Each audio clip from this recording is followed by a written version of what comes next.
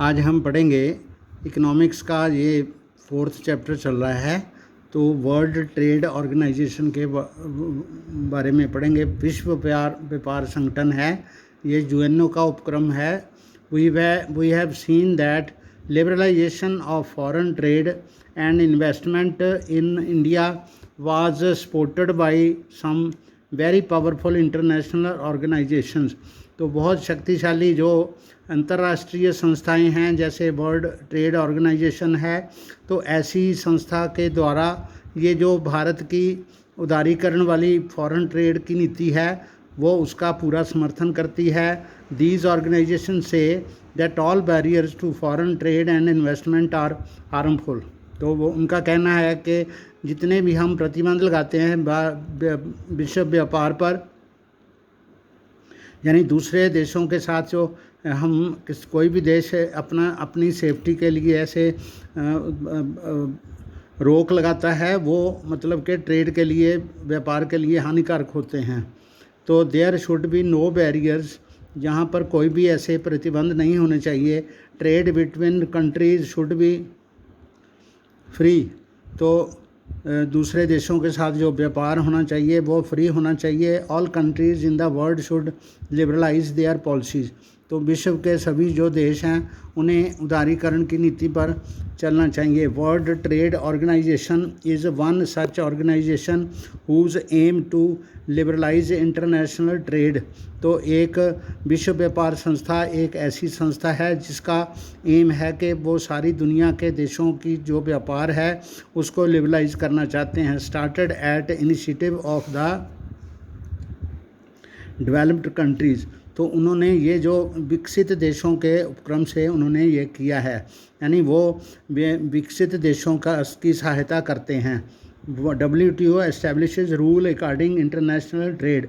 तो world trade organization जो है वो विश्व के व्यापार के कानून बनाती है। And sees that these rules are obeyed, और वो चाहती है कि इन कानूनों की पालना की जाए। वैसे इसमें जो विकासशील देश हैं उनकी हानि होती है, जो विकसित देश हैं उनका फ़ायदा होता है। At present 164 countries of the world are currently members of the WTO। तो विश्व व्यापार संस्था जो है उसके 164 कंट्रीज़ जो हैं, देश हैं जो उसके सदस्य हैं। The WTO is suppose to allow free trade for all. यद्यपि विश्व व्यापार संस्था जो है सभी देशों के लिए मुक्त व्यापार का समर्थन करती है। In practice it is seen that the developed countries have unfairly retained their trade barriers.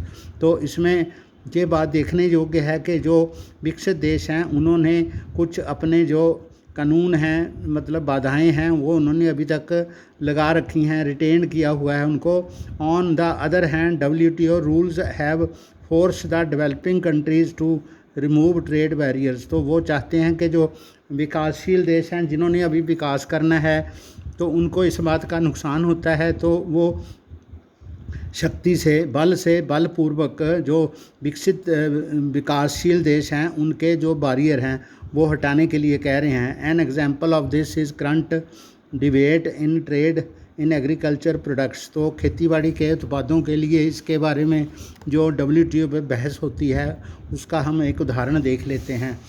Debate on trade practices, जो व्यापार जो है ट्रेड की उसके प्रैक्टिस कैसी है। You have seen in chapter 2 that the agriculture sector provides the bulk of employment and a significant portion of GDP in India। तो आपको पता है सेकंड चैप्टर में आपने पढ़ा है कि जो खेती-बाड़ी है, भारत की जो GDP है, ग्रैंड डोमेस्टिक प्रोडक्ट, उसमें उसका बहुत बड़ा योगदान है। और हमारे देश में अधिकतर जो एम्प्लॉयमेंट है, रोज़गार है, वो इसी क्षेत्र से आता है। Compare this to a developed country such as US with the share of agriculture in GDP at 1%। दूसरी तरफ यूनाइटेड स्टेट्स का देश के साथ हम इसका मुकाबला करें तो वहाँ पर जो एग्रीकल्चर जो है उसका GDP में हिस्सा सिर्फ 1% है। And its share in total employment is a tiny of 0.5%। तो खेतीबाड़ी में जो रोज़गार है वो सिर्फ पूरे देश के रोज़गार का 0.5% है।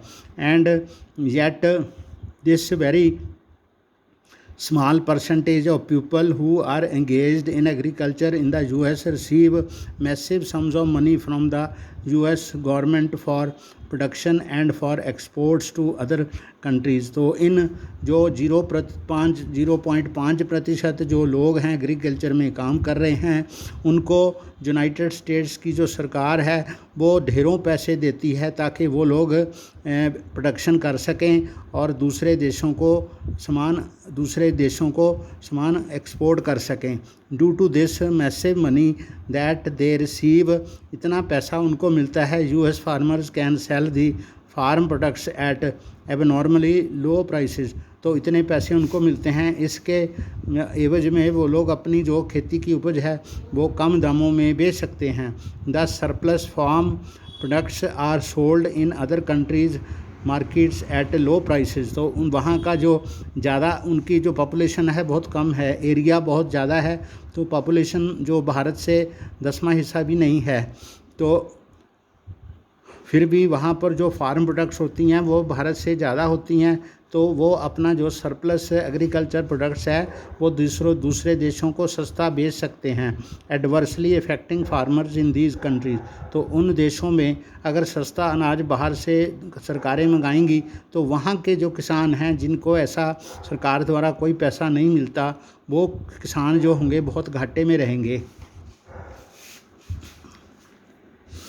Developing countries are therefore asking the developed countries governments.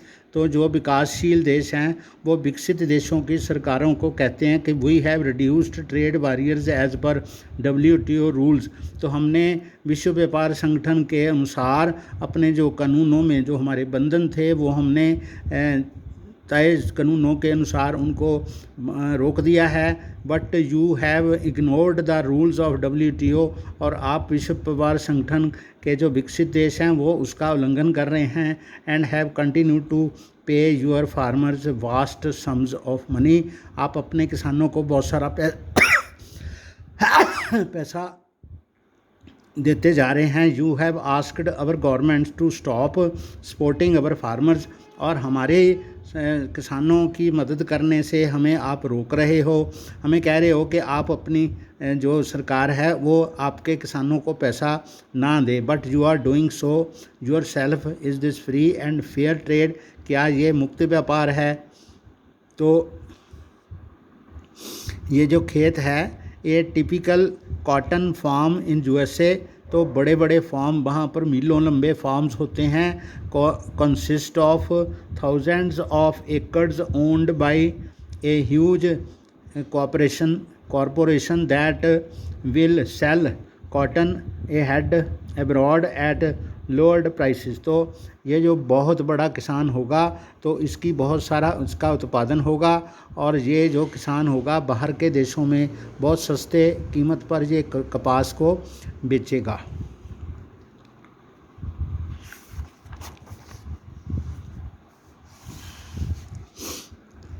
Impact of globalisation in India. तो जो ग्लोबलाइजेशन का वैश्वीकरण का जो असर है भारत पर उसका क्या प्रभाव पड़ता है। इन द लास्ट 20 ईयर्स, 20 सालों में globalisation of Indian economy has come a long way. भारत का आर्थिक जगत एक बहुत दूरी तय करके आया है। What has been its effect on the lives of people. इसका लोगों के जीवन पर क्या असर पड़ा है। Let us look at some of the evidences. इसकी हम कुछ इसके सबूत देखते हैं। Globalisation and greater competition among producers. उत्पादकों में जो ग्लोबलाइजेशन की वजह से बहुत ज़्यादा मुकाबला होता है। Both local and foreign producers has been of advantages to consumers. तो जो विश्व के व्यापारी हैं या भारत के लोकल हैं वो कंज्यूमर्स के लिए फ़ायदेमंद हुए हैं। Particularly the well of sections in the urban areas. तो शहरी जो जीवन के जो लोग हैं सेक्शंस के, वो अर्बन एरिया के जो अमीर लोग हैं उनको फ़ायदा हुआ है।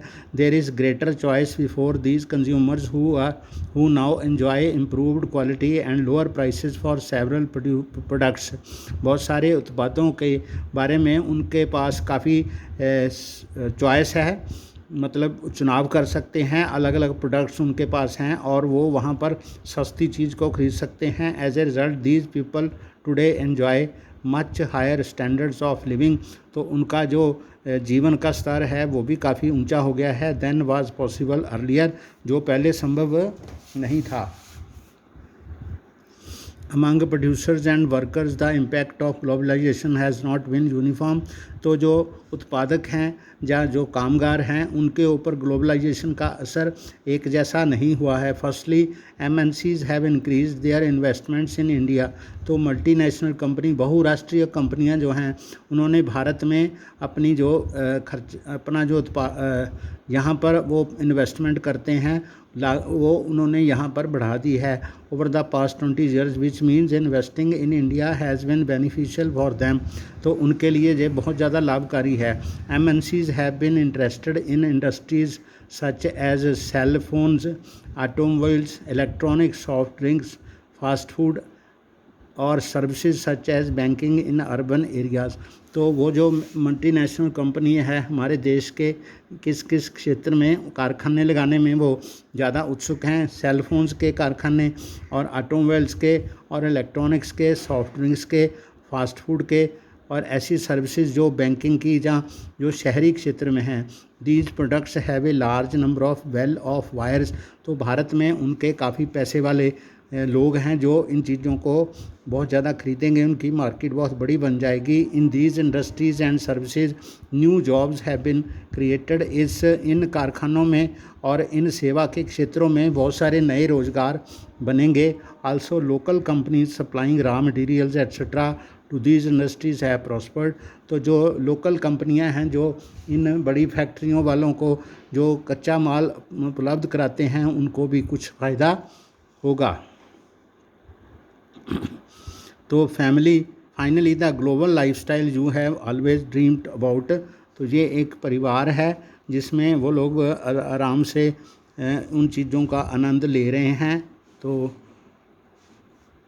यहाँ तक हमने पढ़ा आज। ओके।